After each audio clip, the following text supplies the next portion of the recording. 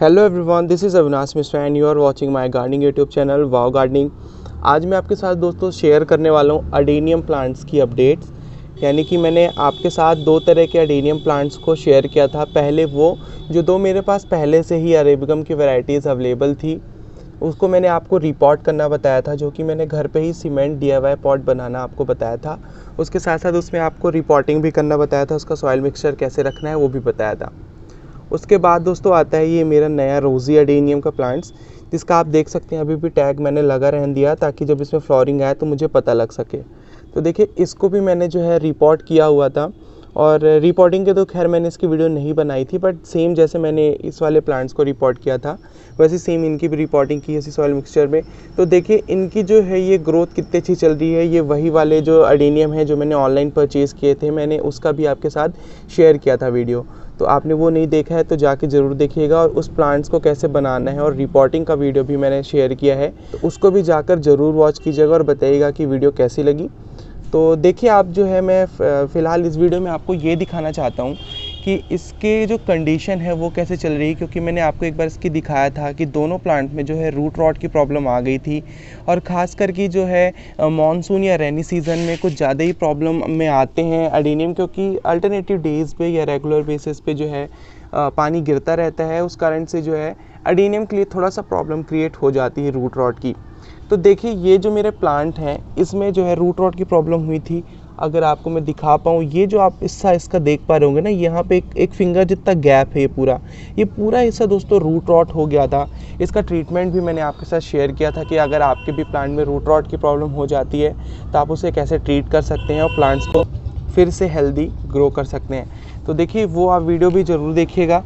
तो यहाँ पर आप देखिए, अभी ये काफ़ी मैच्योर प्लांट तो नहीं है, फिर भी अब जो इसका कॉर्डेक्स है काफ़ी अच्छा निकल के आ रहा है। और इसमें जो है मैंने ऊपर से इसको प्रून किया था। तो देखिए, यहाँ से आपको अगर मैं दिखाऊं, ये यहाँ से इसका प्रून लगा हुआ है, तो यहाँ से इसके बाद अब इसकी काफ़ी सारी मल्टीपल ब्रांचेस आ गई हैं। अब जैसे कि ये जब ग्रोथ करेगा थोड़ा सा बड़ा हो जाएगा।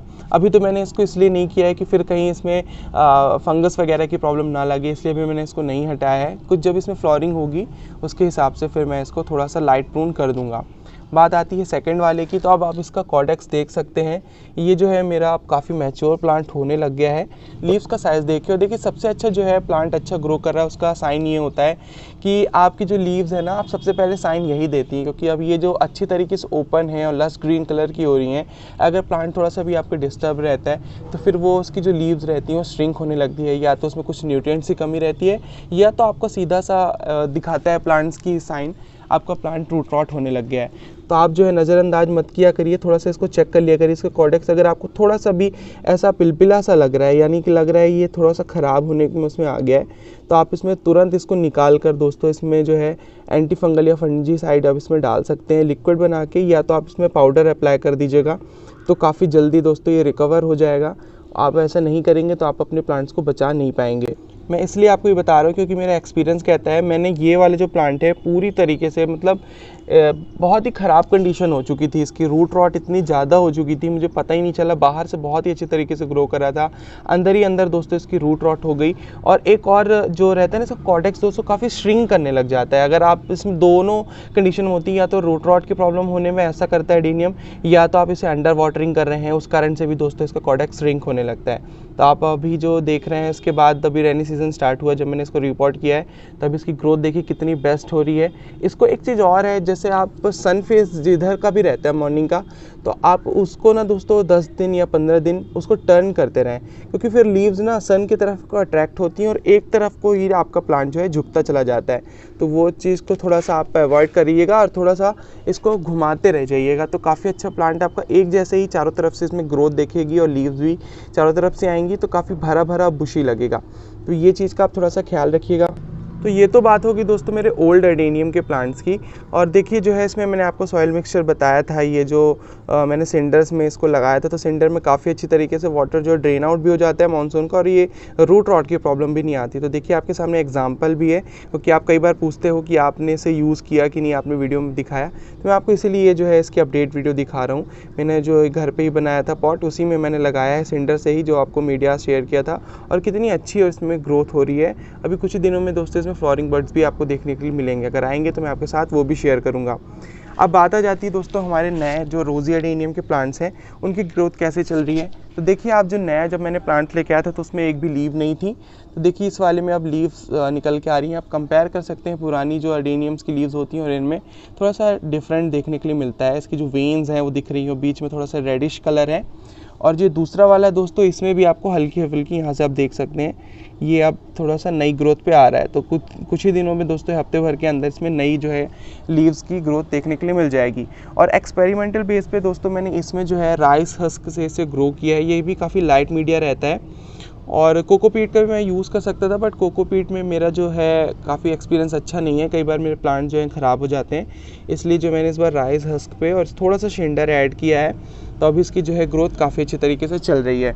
और मैंने जो अभी समर्स के टाइम में, वैसे तो समर्स में काफ़ी अच्छी तरीके से ग्रो करते हैं क्योंकि ये थोड़ा सा समर्स लविंग प्लांट होता है। इसको थोड़ा गर्मियाँ पसंद होती हैं तभी अच्छी तरीके से ग्रोथ करता है। बट बहुत ज़्यादा जब गर्मियाँ हो जाती हैं तो कोई भी प्लांट्स को ये पसंद नहीं होती हैं। सेम ऐसा ही कुछ दिनों पहले हो रहा था दोस्तों, काफ़ी ज़्यादा गर्मियाँ बढ़ गई थी, काफ़ी टेम्परेचर हो गया था। इसलिए मैंने दोस्तों इसको ऐसे क्लाइमेट पे रखा है, ह्यूमिड क्लाइमेट में, ताकि थोड़ा सा ये इसमें ठंडक भी बनी रहे।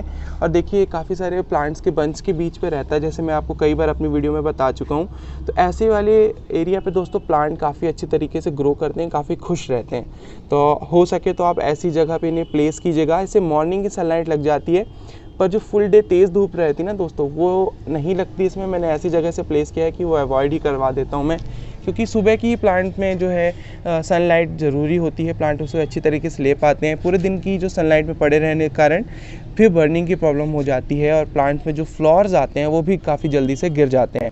तो बस यही कुछ बेसिक टिप्स के साथ मेरी अपडेट थी। और एक चीज़ और मैं आपको बता देना चाहता हूँ कि आप देख रहे होंगे वहाँ पे मैंने इसे सीमेंट पॉट पे शिफ्ट किया है और यहाँ पे मैंने इसे टेराकोटा पे लगाया है। इसका रीज़न सबसे ज़्यादा ये है दोस्तों कि अगर आपने इसे पॉली बैग में नर्सरी से लेके आए हैं तो उसको जितना जल्दी हो सके उसको दोस्तों अपने रिपॉट कर लीजिए। आप उसे जो रिपॉट कीजिएगा ऐसे ही किसी प्लांटर पे कीजिएगा, प्लास्टिक के पॉट पे मत कीजिएगा, क्योंकि समटाइम्स क्या होता है कि आपका जो पानी अंदर रह जाता है और इवेपोरेट नहीं हो पाता जल्दी से। क्योंकि आप कंपेयर करोगे सीमेंट पॉट पे टेराकोटा में तो इसमें जो पानी है आपको देख रहे होगे बाहर से ही निकल के आ जाता है अपने आप दोस्तों। और प्लास्टिक में ऐसी चीज़ नहीं हो पाती है, उसमें प्लास्टिक में जो है पानी बाहर नहीं निकल पाता उसकी सरफेस से। उस कारण से पानी हमेशा अंदर उसके एटमॉस्फेयर में बना रहता है और आप ओवर वाटरिंग कर देते हो, उस कारण से आपका प्लांट नहीं चल पाता है। तो अगर आप मुझे फॉलो करते हो, मेरी गार्डनिंग टिप्स मानते हो, तो मेरा ये फ़र्ज़ होता है कि आपको सही गाइड करना। इसलिए मैं आपको बता रहा हूँ कि आप जो है ऐसे ही किसी प्लांटर पे रखिए जिसमें से उसका इवेपोरेशन वाटर का जल्दी हो, अच्छा हो। और ड्रेनेज होल का खास ख्याल रखिएगा, उसमें भी काफ़ी बार प्रॉब्लम आती है प्लांट्स को। यही कुछ बेसिक टिप्स एंड केयर्स होती हैं। तो उसके साथ साथ मैंने आपको अपडेट भी दे दिया एडेनियम की कैसी ग्रोथ चल रही है। और आगे अगर इसमें कुछ अपडेट आती है मैं आपके साथ वो भी ज़रूर शेयर करूँगा। एक चीज़ और है दोस्तों, आप कोई भी वीडियो सर्च करते हैं तो वीडियो के आगे मेरा नाम लिख दिया करिए उस टॉपिक का, या वाव गार्डनिंग आपको इजीली मिल जाएगी। दूसरी बात एक और बहुत इंपॉर्टेंट है, कल मैं जब अपना चैनल चेक कर रहा था उसमें पता चला कि 70% लोग ने नोटिफिकेशन ऑन ही नहीं की हुई है। तो नोटिफिकेशन ज़रूर ऑन कर लीजिएगा, उसमें आपको सारी लेटेस्ट अपडेट्स मिलते रहेंगे। तो दोस्तों आज की वीडियो में बस इतना ही। आई होप दोस्तों आपको वीडियो अच्छी लगी है। वीडियो अच्छी लगी हो तो प्लीज़ वीडियो को लाइक कर दीजिएगा, शेयर कर दीजिएगा, चैनल को सब्सक्राइब भी जरूर कर लीजिएगा। मैं मिलता हूँ आपको नेक्स्ट वीडियो पर किसी एक नए टॉपिक के साथ, नए प्लांट केयर के साथ। तब तक के लिए दोस्तों take care of yourself and good bye. Happy gardening.